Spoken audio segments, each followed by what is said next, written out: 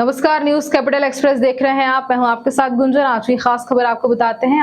कभी मध्य प्रदेश की fire brand नेता रही पूर्व सीएम उमा भारती को पार्टी ने जन आशीर्वाद यात्रा का निमंत्रण नहीं दिया है और इस पर उनका कहना है कि मुझे तो अब डर है कि सरकार बनने के बाद ये मुझे पूछेंगे कि नहीं, अगर ज्योतिरादित्य सिंधिया ने सरकार बनवाई है तो मैंने भी बनवाई प्रचार किया है।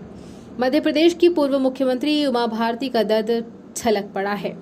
बता दें कि उन्होंने कहा है कि जन आशीर्वाद यात्रा में मुझे नहीं बुलाया गया, मुझे निमंत्रण नहीं दिया गया। कोई बात नहीं, अगर ज्योतिरादित्य सिंधिया ने सरकार बनवाई तो मैंने भी बनवाई, प्रचार किया, मेरा ध्यान रखना था, नहीं रखा। मुझे निमंत्रण नहीं दिया। मुझे तो अब डर है कि किसी सरकार बनने के बाद ये मुझे पूछेंगे भी कि नहीं।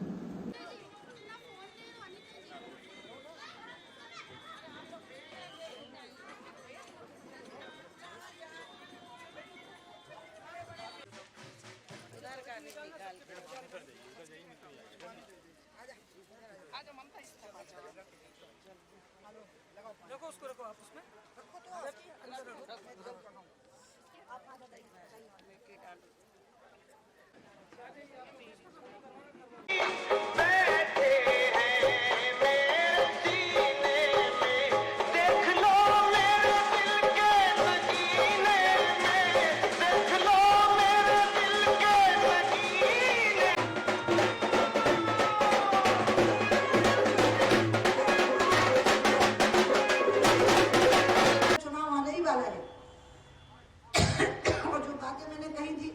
सरकारी स्कूलों की व्यवस्था अच्छी कर दो, उसमें थोड़ा सुधार आया है।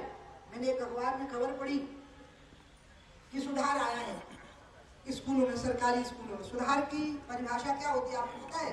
कि लोग अपने बच्चों को सरकारी स्कूलों में भेजने लग जाए तो मान लो ठीक हो गया। हाँ।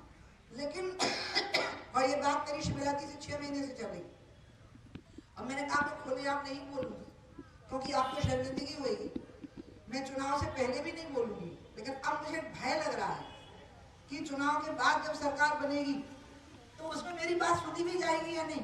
तो मैं अब इस बात को सार्वजनिक करूंगी कि हर उम्मीदवार को ये वचन देना पड़ेगा जो वोट मांगेगा भाजपा का, कि वो अपना घर का इलाज और अपने घर के लोगों का इलाज कहाँ करवाएगा, वो अपने बच्चों को कहाँ पढ़ाएगा। हाँ, ये बात आप पूछिएगा, ये बहुत जरूरी है। हर उम्मीदवार से पूछिएगा, चाहे वो भाजपा का हो चाहे कांग्रेस का हो।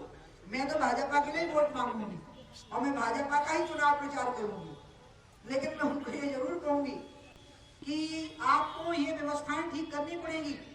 ये योजनाएं बहुत अच्छी हैं, लाडली बहना, जिसमें कि आपको जेब खर्च मिलने लगा है। लेकिन अगर सरकारी स्कूल की जगह प्राइवेट स्कूल अस्पताल में बच्चे का इलाज कराना पड़ा तो वो तो एक बार के विजिट में फूक जाता है कि नहीं फूक जाता है पूरा। इसलिए ये सारी योजनाओं का लाभ तभी है जब सारी व्यवस्थाएं ठीक से काम कर रही हूँ, तो महिला की जेब में पैसे बचेंगे। नहीं तो पूरे पैसा खर्च हो जाएंगे लड़के की दवाई लाने में। हो जाएंगे कि नहीं हो जाएंगे?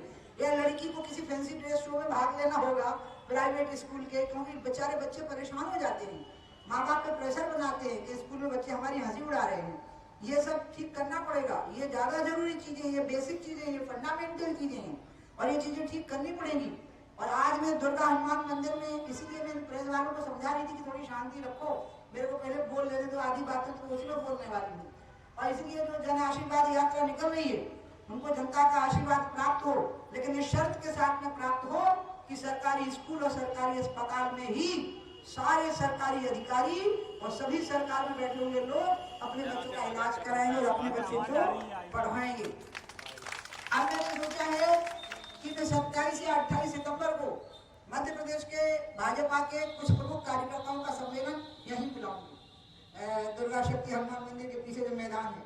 मनोज जी को मैं कह रही हूँ कि वो इसके संयोजक बने और आप सब लोग इसमें तैयारी करो। और यहाँ पर ये बातें तय की जाएंगी, पूरी प्रदेश की जनता से अपील की जाएगी कि यहाँ के सरकारी स्कूल और यहाँ की सरकारी अस्पताल में ही अगर विधायक, सांसद, मंत्री और मुख्यमंत्री अपने परिवार का इलाज कराएंगे और पढ़ाई कराएंगे तो ही वोट मिलेगा। और यही कांग्रेस को वचन देना पड़ेगा, यही भाजपा को। लेकिन मैं भाजपा का ही प्रचार करूंगी, ये मैं आपको बता रही हूँ। मैं भाजपा के लिए ही वोट मांगूंगी, ये भी मेरा वोट भाजपा के लिए ही मांगा जाएगा। मैं भाजपा का ही चुनाव प्रचार करूंगी। मैंने अपने आप को एक मुक्त आत्मा समझ लिया है। मेरे सारे बंधन आपसे हैं, मैं आपसे बंधी हुई हूँ। मैं नहीं बंधी हूँ किसी चीज से, मैं इस देश के साथ बंधी हुई हूँ। और ये देश माटी नहीं है, ये देश चैतन्य है, इसके अंदर आत्मा है। जैसे शरीर में आत्मा होती है, इसी तरह से भारत माता की भी आत्मा है, भारत माता का भी मन है और भारत माता की भी प्राण है। भारत माता की प्राण क्या है? गंगा। भारत माता का मन क्या है? गौ। और भारत माता की आत्मा क्या है? यहाँ की जनता। ये भारत माता की आत्मा है और इसलिए इसका हमको ध्यान रखना है, आप लोगों का हमको ध्यान रखना है।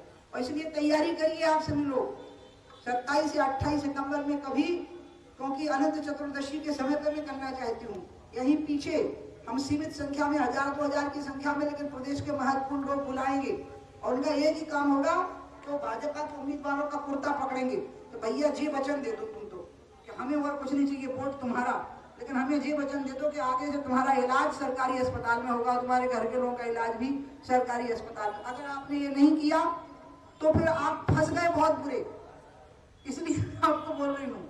और आपको लगेगा कि मुझे क्या हो गया ना, हमने पहले से तैयारी की थी कि मैं यहाँ बोलूंगी ये बात, क्योंकि ये वो जगह है जहाँ से मैंने घोषणा की थी।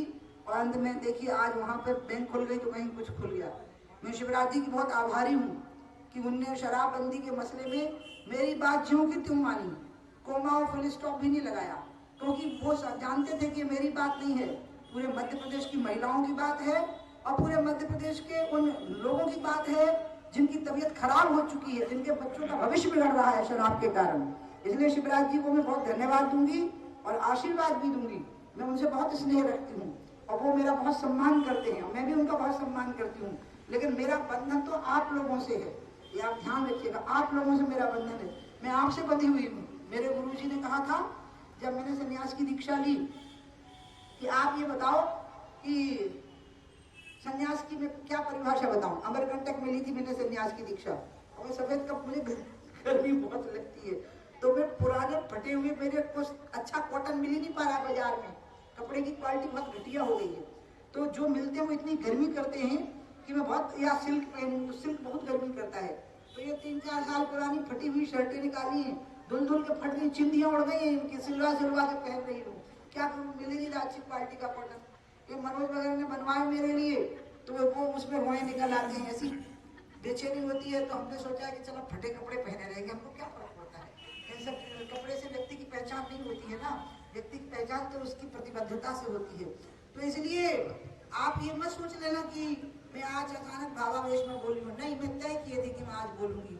मेरी माँ माता बेटी बाई, उनने एक बहुत बड़ी बात मुझे कही थी, पानी पिलाओ, जब मैं, जिनके नाम पे आज हमने पेड़ लगाए हैं, ये लाल फूलों के पेड़ लगाए हैं गुड़हल के, ये हनुमान जी को भी प्रिय हैं और दुर्गा माता को प्रिय हैं। और मैंने मनोज को कहा कि माता बेटी बाई वेलफेयर फाउंडेशन का रजिस्ट्रेशन हो गया है, अब इस रजिस्ट्रेशन के जरिए हमको अनेकों सेवा के कार्य करने हैं, लेकिन पहले दुर्गा हनुमान मंदिर में मुझे पेड़ लगाने हैं। और मैंने ये मुझे बोला भी, इतवार को सवेरे सवेरे कैसे लोग आएंगे, हम कहा हमें लोग चाहिए ही नहीं, मीडिया होगा तो ठीक, और नहीं होगा तो वीडियो भेज देंगे, तो देख लेंगे ये लोग, तो हो जाएगा काम। मैंने यही बोला था, क्योंकि एकों की सहारा तो मेरा यही लोग है, नहीं तो मेरी बात तो इतनी लोगों तक रह जाएगी, आगे जाएगी तो इनके सहारे पे जाएगी ना मेरी पूरी बात। तो इसलिए मैंने ये तय कर लिया था कि 5 लोग भी होंगे, मनोज मैंने कहा था, लेकिन मुझे सुबह 10 बजे आके पेड़ लगा देना है, इसलिए आज मैंने यहाँ पे पेड़ लगा दिया। और मैंने ये तय कर लिया कि मैं ये मन की बात आप लोगों को बोलूंगी, इसलिए बोलूंगी क्योंकि अगर मैंने ये नहीं बोली और ये चुनाव ऐसे ही निकल गया तो बाद में तो आप समझ लो पट्टे खाते में लिखे गए फिर। इसलिए पूरी शर्तें पहले रखनी पड़ेंगी और वो पूरी शर्तें पूरी होनी चाहिए। मैं यहाँ की विधायक कृष्णा गौर को भी कहूंगी, मैं उनको 3 बार बोल चुकी हूँ कि यहाँ की बाउंड्री वॉल बना दीजिए, कुत्ते घुस आते हैं पीछे से। अब मैं सार्वजनिक तौर पर कह रही हूँ, मीडिया के जरिए भी कह रही हूँ, कार्यकर्ताओं के जरिए भी, कि जल्दी से जल्दी बाउंड्री वॉल के लिए पैसे दे दें ताकि ये बननी शुरू हो जाए। इतनी सी बात है और कुछ नहीं चाहिए। हमारा भाजपा पर पूरा आशीर्वाद है, पूरा सहयोग मेरा भाजपा के लिए रहेगा। भारतीय जनता पार्टी मेरी पार्टी है, उसने मेरे को 6 बार सांसद बनाया, 2 बार विधायक बनाया, मुख्यमंत्री बनाया, केंद्र में 11 साल में मंत्री रही हूँ केंद्र में, पहले अटल जी के साथ 6 साल और फिर मोदी जी के साथ 5 साल। मेरे कपड़ों वपड़ों को देख के लगता नहीं है कि, सबको लगता है कोई भिखारी आ गया भीख मांगने के लिए, लेकिन मैं बहुत मंत्री रही हूँ, बहुत मुख्यमंत्री रही हूँ, तो इसलिए, लेकिन हूँ ऐसी अफलातून टाइप की। और मैं मानती नहीं हूँ ना कि मैं बनती हूँ, मुझे लगता है आप मुझे बनाते हो, ये आप मुझे बना देते हो, उसमें बन जाती हूँ। मेरी खुद की कोई औकात है, कोई हैसियत है, अकल है, बुद्धि है, ऐसा मैं कुछ नहीं मानती।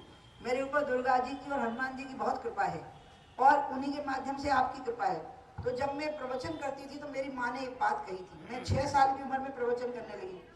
जब मैं 16 साल की उम्र में इंग्लैंड से मुझे बुलावा आ गया प्रवचन करने के लिए, और वो भी आज से मतलब 77 में आया था। तो 77 के बुलावे का मतलब समझ लो कि लगभग 45-40 साल पहले मैं इंग्लैंड चली गई हूँ। तब लोग जा ही नहीं पाते थे विदेश में, तब की बात है। उस समय मुझे वहां बुलाया गया प्रवचन करने के लिए इंग्लैंड में। तो मेरी माँ ने एक बात कही, मेरी उम्र 13 साल की है, नहीं 16 साल की थी। मेरी माँ ने मुझे कहा कि बेटा धर्म को बेचना नहीं, ये ध्यान रखना, धर्म का व्यापार नहीं करना, ये ध्यान रखना। और मैंने तय किया कि हम धर्म को बेचेंगे नहीं, ज्ञान को बेचेंगे नहीं, ज्ञान का प्रकाश करेंगे, ज्ञान का विस्तार करेंगे, लेकिन ज्ञान को बेचेंगे नहीं। इसलिए 77 से लेके कल कराइए सैटरडे संडे को, ताकि भीड़ कम आवे। नहीं तो हम आपको हॉल देंगे ही नहीं, स्वीकृति नहीं देंगे कार्यक्रम की। तो सैटरडे संडे को बंद करना पड़ा। 60 देशों में घूम करके आई और उस समय पर हमने तय किया कि हम धर्म को बेचेंगे नहीं। तो मैंने कोई ट्रस्ट नहीं बनाया, मैंने कोई संस्था नहीं बनाई, मैंने कोई एनजीओ नहीं बनाया। और जब मैं 20 साल की थी तो माँ ने कहा आप 1 साल मेरे साथ रहना है। मैं माँ के साथ रही, तभी माँ का निधन हो गया। और उसके बाद में इतनी व्याकुल हुई कि मैंने प्रवचन करना छोड़ ही दिया और मैं राजनीति में आ गई। और राजनीति में भी खूब सफल हुई, राजमाता विजयाराजे सिंधिया जी की छत्र छाया में खूब। मुझे बहुत बड़े लोगों की संगत मिली, ना मेरे को अकल थी ना मेरी शक्ल थी, लेकिन उनकी संगत का असर पड़ा इतना कि मैंने आसमान छू लिए। तो इसलिए मैं इस बात को भूलती नहीं हूँ अपनी माँ को कभी, कि माँ ने कहा था कि धर्म धंधा नहीं होता। तो राजमाता विजयाराजे सिंधिया ने, जो दूसरी माँ थी मेरी, अम्मा बोलती थी मैं राजमाता विजयाराजे सिंधिया को, और अपनी माँ को बोलती थी मताई, मतलब महतारी। तो उन्होंने भी एक बात कही, जब वो बोली कि आप राजनीति में आई हो, और कहते कहते रोने लगी। उनकी आदत थी जल्दी रो देना। तो वो ऐसे बड़ी अच्छी, वो तो दुनिया की सुंदर महिलाओं में से एक थी। तो वो ऐसे आंसू पहुँचते पहुँचते सुबह सुबह करते हुए मुझे कहने लगी, आप जैसे लोग राजनीति में आएंगे तो बहुत भला करेंगे गरीबों का। तो मैंने कहा अरे अम्मा क्या नरक में आने के लिए बोलती हो। तो वो जो बोली, जो पैसे बनाने के लिए राजनीति करेंगे ना, वो राजनीति को नरक बनाएंगे, लेकिन अगर आप गरीब के आंसू पहुंचने के लिए राजनीति करोगी तो राजनीति भगवान की प्राप्ति का मार्ग बनेगा। मैंने कहा अगर ऐसी बात है तो अम्मा मैं आपकी बात मानती हूँ, मैं चुनाव लड़ती हूँ। और मैंने अम्मा के कहने पर चुनाव लड़ा। तो इसलिए उन दोनों माओं ने मुझे ये संदेश दिया था। तो आज मेरी माता के नाम से हम इस कार्यक्रम में शुरुआत कर रहे हैं। अब माता वेलफेयर फाउंडेशन की तरफ से बहुत सारे मानव सेवी कार्य शुरू होंगे, जो मैं हर कार्य की एक शुरुआत यहाँ से करूंगी। हर कार्य, मान लो चिकित्सा सुलभ कराने की शुरुआत होगी तो यहाँ से होगी। मैंने धीरेन्द्र कृष्ण जी को बताया बागेश्वर धाम को, क्योंकि मेरा बागेश्वर धाम से मुझे बहुत प्यार है। जैसे गोपाल जी ने झूल रहे थे, मुझे लगता है बागेश्वर धाम के ऐसे झूलाओं में झूला पे बिठा के बच्चा मेरा। तो जब हम मिले कभी नहीं थे, हम इस कार्यक्रम के बाद मिले उनको। तो दोनों ऐसे मिले जैसे दीदी भैया नहीं मिलते हैं, बहुत जन्म जन्म की पहचान वाले। तो बागेश्वर से मैंने कहा कि तुमको इस जगह पे बहुत सिद्धि लगी होगी। बोले हाँ, इस जगह पे मुझे बहुत सिद्धि लगी थी, इस जगह पे बहुत सिद्धि, हम यहाँ बैठे हुए हैं। यहाँ से जो काम शुरू होगा वो असफल हो ही नहीं सकता। एक तरफ दुर्गा बैठी है, एक तरफ हनुमान बैठे हैं। आपको पता है दुर्गा कौन है? दुर्गा किसी की पत्नी नहीं है, दुर्गा अपने आप में संपूर्ण शक्ति है, क्योंकि इसी से तीनों शक्तियों का उद्भव हुआ है, जिसमें पार्वती शिव जी के